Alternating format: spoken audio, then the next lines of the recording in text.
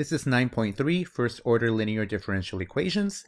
So what we've talked about so far has been different types of differential equations. We talked about first order using separation of variables, and then we talked about a couple of models that are used kind of in real life. So one thing to kind of note is that not all differential equations can be solved by separation of variables. And we were basically looking at this guy in previous examples that this guy is not separable. So there's no way that I can separate it so that I have only y's on one side and x's on the other side. So what are going to be kind of some of the things that we can do instead? Well, one of the things that we can do is something called the integration factor. But before I tell you what the integration factor is, let's go ahead and talk about the product rule backwards, because this is basically what we're doing. So product rule, in a sense, backwards.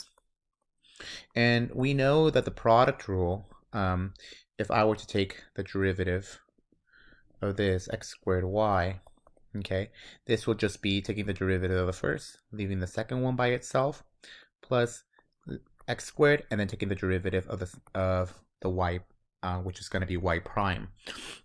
So if you kind of look at this, you can kind of see kind of like a first order differential equation because there's a y prime there. So we can kind of try to use this this idea to try to solve these first order differential equations. So so let's just get a little bit of an example. So express x to the fifth y prime plus 5x to the fourth y as a derivative of a product.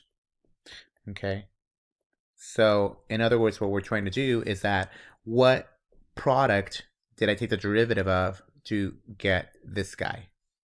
Well, you can kind of do it without much help. So if you have x5, x to the power of 5, y prime plus 5x to the fourth y, you can definitely see that you have that y there because you have the y and the y prime. So then either the x to the fifth or the 5x to the fourth is going to be what you're going to put in there. Well, in order for me to get 5x to the fourth, I have to take the derivative of x to the fifth. So this should be x to the fifth. Okay. Similarly, you could also do e to the 2x y prime plus 2 e to the 2x y.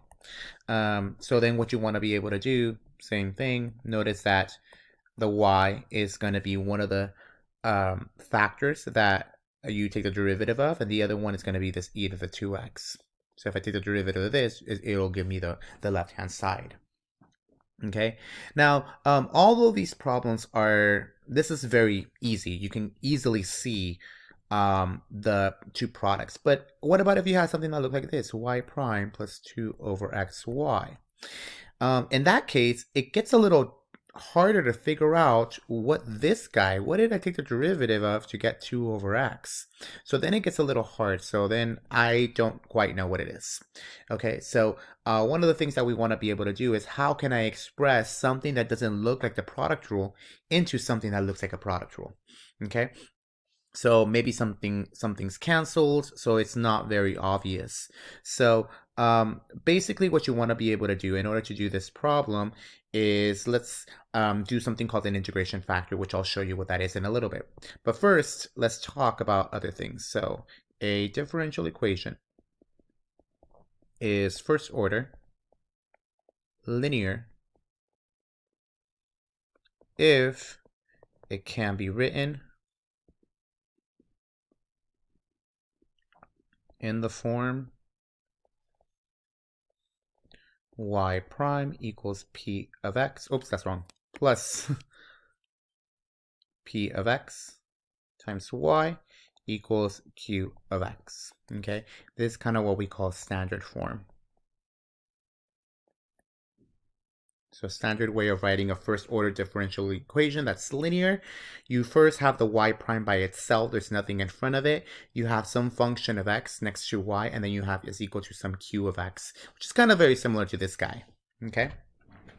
So so getting it to reverse can be really difficult to do, as you can tell here. So what are we gonna do? Well, let's say first I'll tell you how we're basically going to do this. So let's say we want have this differential equation plus 2 over x y equals x. So let's say we have something that looks like that. We want to solve this differential equation, okay? So notice that we couldn't quite figure out what this is going to be, okay? So what I'm going to do, and I know this is going to sound really weird, we're going to multiply by x squared. Now you're probably wondering, what? Why? Well, let me show you why. When I multiply everything by x squared, you're going to get x squared y prime plus x squared, and then you have this 2 over xy. Then you have x squared over here, and then an x. So basically, I just added this x squared term into every single.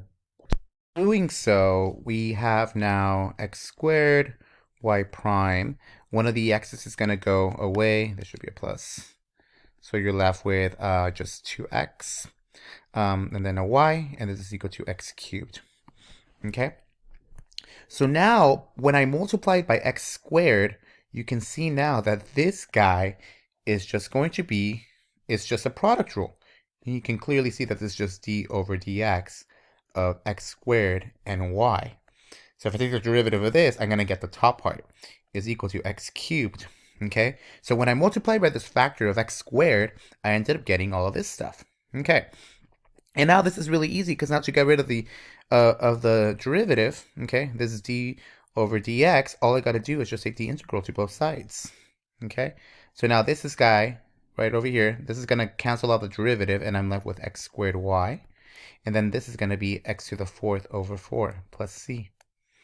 Okay, then we finally just divide by x squared. Divide by this x squared to all the sides. Okay, now that's just going to give me y is equal to, there it's going to be 1/4 x squared plus c over x squared. This is not a constant because it's depending on whatever x squared is, so we're going to leave it as this. Okay, and there you have it. We just figured out what y is, the general solution. Now, the hard part is, where exactly did I come up with this x squared? Okay, so how did I come up with this x squared? That's basically what we want to be able to know. Okay, because when we found this x squared, everything was really nice. We are able to condense all of this to a product rule. Okay, so how do we do this? Well, this is what we're going to call the integration factor. So x squared is called an integration factor. Okay, and what we want to be able to do is, okay, well, how do we find this? How do we find this, or how do we choose this?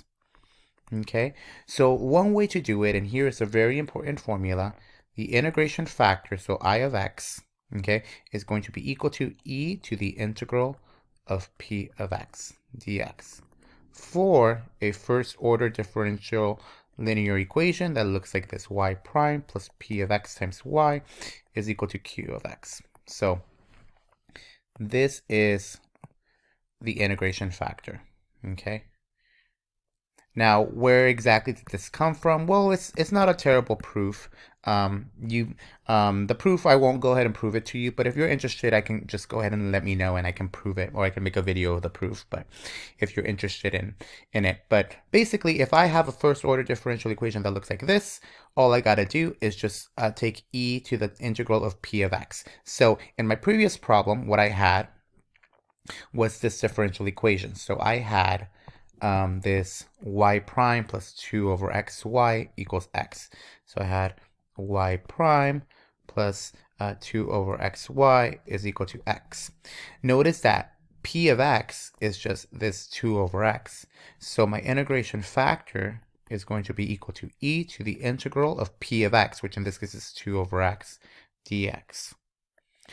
And now what I'm going to do is take the integral of that part. So I'm going to have e. The integral of this guy is just going to be 2 ln of x. Okay, we're going to ignore the c, okay, for now. One of the things that we can do is properties of logs. I can bring this 2 to the front, e ln of x squared, and then e to the ln go away. That's just going to be equal to the argument, which is x squared. Okay, so this x squared tells me that this is what I'm going to have to multiply the entire differential equation to, which is basically what we did right here. We multiplied everything by x squared, and then we were able to simplify everything to a product rule, and then take the integral, and you'll be able to find your general solution. So in the next video, what we're going to do some problems. I'll also give you some directions on how to do problems like this, and then we'll do some that are a little bit more complicated.